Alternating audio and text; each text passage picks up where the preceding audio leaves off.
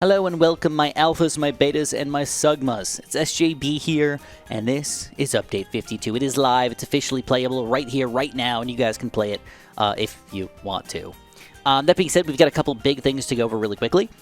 We've got the new Ice Monkey Paragon. We've got a new expert map, Tricky Tracks.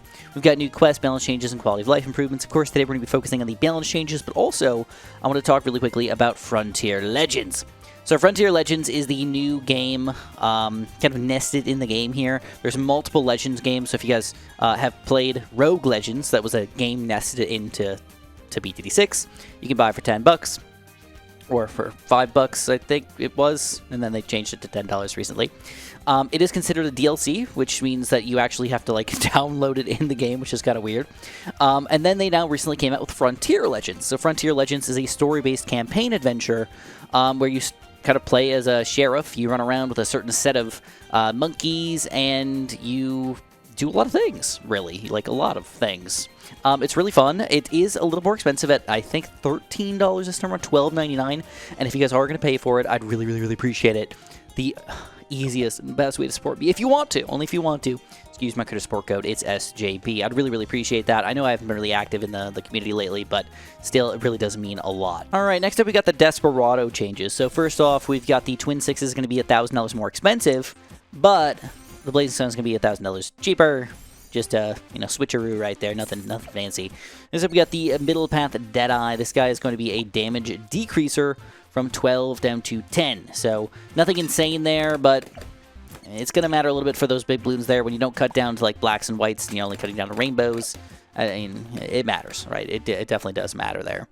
Once we get to the other tier, the Avenger, I couldn't remember his name, price reduced from 85 to 6,500. Oh my god! So this guy's actually super duper mega cheap. That's actually kind of ridiculous right there. That's a big change, because I thought this guy was okay. I didn't think it was great, but I thought he was like fair for what he did. But he's always, the goal was to get to that Desert Phantom. Now it's not necessarily a Desert Phantom necessary here. It's just sort of a thing that you want to get to. Heli Pellet's going to get a change as well. We're going to go for the Moab Shove change to his Oh My God in particular. So the shove is going to go from a 0.5 to a 0.75, which is a pretty big change here. And also randomly the BFB shove is going to be reduced by, looks like 10% from 0.1 to 0.11. Okay, sure. All right. You still get a lot of quality out of this thing. I mean, look at this Oh My God damage we're getting.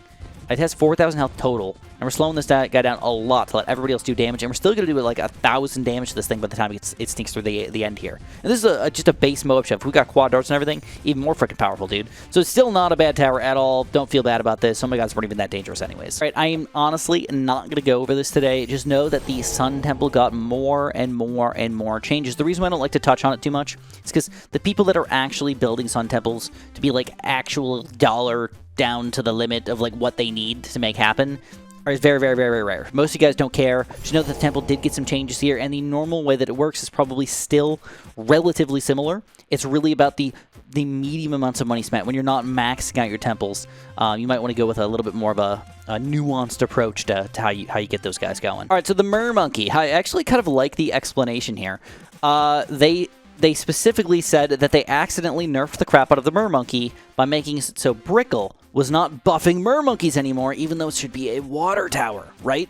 So they were like, oh crap, we didn't realize that like if you don't use Mermonkeys with Brickle, they're kind of terrible, and people don't like them. So actually, when you do a complete rework on Mermonkeys, not just change it back to Brickle being good. So they made Mermonkeys better! First of all, Mermonkey is a base tower, 275. This is very cheap. Now, this is not absurd because they've been lowering a lot of other towers to being cheaper. Dart Monkeys, Boomerangs, the Glue Gunner's cheaper, the Wizard's cheaper, the Ninja's cheaper. I mean, like, everybody's freaking cheaper, man.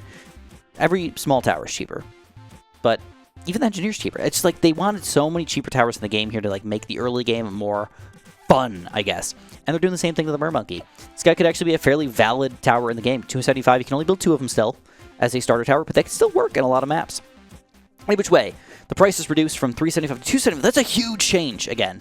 All right, the Trident Efficiency, that's going to be the top path here. Bonus rate increase from 15 to 20. Once you get to the second tier, it's 18 to 25. So again, another decent buff there. The Abyss Dweller Pierce reduced, though, from 24 to 20. So the third tier, a little less effective, but doesn't really matter too much, to be honest. And the Pierce reduced from 32 to 30 on the fourth tier. So you're taking a little bit away from the higher tiers, and you're giving it to the lower tiers, basically.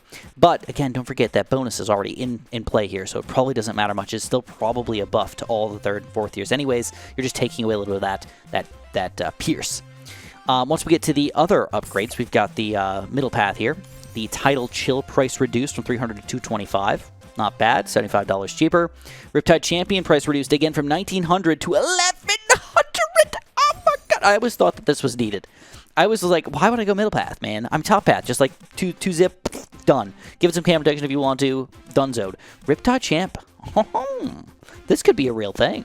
All right, this could be a real thing. You spam these puppies up, get them going, make some real changes in the game. And when you get this guy, the projectile speed is increased from 100 to 210. Don't know if that means anything to you, but it does. It did change. All right, and then the bottom path here. The EchoSense network price also is going to be reduced from 380 down to 280, but I see it as 200, so I don't really know what that deal with that is. Oh, that's the second tier, sorry. EchoSense network, 380 down to 280. Okay, I guess if you're stacking a bunch of them, $100 cheaper is going to make sense here. And then the range bonus increased from 6 to 10%. That also made sense because you didn't really get a big buff. Their range is kind of small. So to actually get them to be like a valuable team and like spam the crap out of them, you have to get a lot of them anyways. And even now, I don't feel like this is ridiculous. I'm like, this is still a normal range. I mean, like, what is it? Very similar to like a ninja at a 4th tier EchoSense thing? Yeah, not exactly great here anyways. And, you know, we can stack it more, but it is what it is, all right? I guess if you really go big here, we get 6 of these puppies. I mean, now we're starting to get somewhere, some real range here, but spamming Mermonkeys is not always the best thing ever. We got a small change to the 3rd tier as well. Once you get to the Alluring Melody, Pierce increases from 4 to 5. All right, fair enough. And from the 4th tier, Pierce increased from 8 to 10. So overall, we're getting a lot of buffs. Mermonkey just across the board. Buff, buff, buff, buff, buff. I'm down. I'm down for it. All right, just want to be straight here. Spike Paragon is just getting nerfed pretty hardcore. They buffed the crap out of it. I noticed it in the last update, too. It was just way too freaking good. So they're taking it down a lot of notches here. I'm not going to go over all the changes. Just know that they're just all basically bad. just everything about Spike Factory is like, no, you're too good. Okay, I'm not going to lie to y'all. I actually don't know exactly how the Engineer Paragon works right now, so maybe I'm bad to tell you this, but he also did get a couple changes here. Village change has been reduced when you use the Power Glove on it, so it did get a range increase before. It's not going to get a huge one anymore, but it's still reasonable, 25 down to 15. The Power Glove cooldown, 45 down to 90. Holy crap, it's freaking huge, man. So yeah, I mean, you're not using that thing very often at all anymore. The overclock radius increased from 24 to 30, and the overclock duration increased from 15 to 30 on the area of effect, which I also did not know was a thing. I don't know where I missed that, but I now see that if you are close, you do get an overclock bonus just by being near this guy, so you do want to put things around your engineer, and you'll get that extra buff. Sweet. Cool. I'm totally down for that. You guys know how I feel about the Beast Handler in general. I think he's not a fun tower, not that he's actually bad or wrong or whatever. I just don't like him. And one thing we're getting here is a Velociraptor Pierce reduction from 14 to 12, which, to be honest, is kind of absurd when you really think about it. So if I send out 12, like, zebra balloons here, check this out, just gone. 12! That's 12 zebras. What about rainbows? Boom, gone.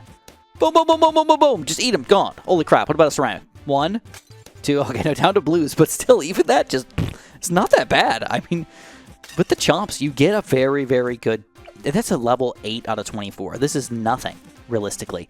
Still, then when you get a Pierce scale reduced from 21 to plus 21 to plus 18. So you're getting a reduction when you get them even higher here. All right. Velociraptor was pretty good, I'll admit it. All right, we got some very small changes to heroes here. Striker Jones generally got buffed. Open Greenfoot generally got nerfed just a smidge. Sai got nerfed just a tiny baby smidge. Everybody else is just kind of like back to usual and back to business, and that's it. That's everything. That's all the changes that are in the game right now, which is kind of absurd. So what I'm gonna do for y'all is really quickly, again, I want to ask you, do me a favor. If you do plan on buying this game, Frontier Legends, I'd really appreciate it if you used my creator support code. So you can go to the shop here, hit creator support code, just hit SJB. That would be absolutely fundamentally amazing. Not necessary, but it does make my life that much better. In which way, we're just gonna jump in really quickly, and I want to show you guys just kind of like what this game is about. I'm not gonna go deep into it. I just want to show you like what it generally is and if it's even worth it. Just that being said, you do have the ability to play the tutorial of it all. So you can kind of get into it and just see if you want to enjoy it enough to play it. You can do that. So there's like balloons everywhere and everything. We can like fight these things if we want to. Let's see if we can do a quick mini game here. Can I catch this thing? Oh, let it go. Fight it. Fight it. Ready? Shoot. Okay, ready? 3, 2, 1. All right, we're going to pop this red balloon. Bam! Victory! All right, so that's like a nice easy red balloon there. We got 25. What was that? Banana Night? I love it. Yeah, take that. All right. Ooh, we got to fight 3 red balloons here. Oh, it's part of the story. So this is what I'm talking about. It's kind of like a little bit of a Bloons Monkey City-esque game where you're kind of like going into little areas. You got to fight like tiles or fight quests, fight specific things, and different balloons are going to come out against us. So this is like a dynamite balloon here. I'm going to have to pop this puppy. I can't necessarily upgrade everybody all the time. You kind of get like a team together almost. And right now, oh, I can build my sheriff. Okay, I guess I should do that. Sheriff's ability, giddy up! Use Sheriff's morale to boost the attack speed of the monkeys, but makes them use more stamina. So, I don't even want to call it necessarily like an alpha tester, and I shouldn't even really say that I helped that much, because I probably didn't help that much, but NinjaKiwi asked a couple of the YouTubers if they wanted to play the game, and I was like, you know what? Let's give it a shot. I've never really like done any testing like that before, and I don't know if they really cared about any of my input that much, because I'm kind of a weirdo when I like games a specific way, and they knew I was kind of looking at Bloons Monkey City 2, and they were like, no, we can't remake Bloons Monkey City 2, Chris. That's got to be a separate thing. Okay, it's got to be a separate thing. Obviously, we don't need to giddy up yet. All right,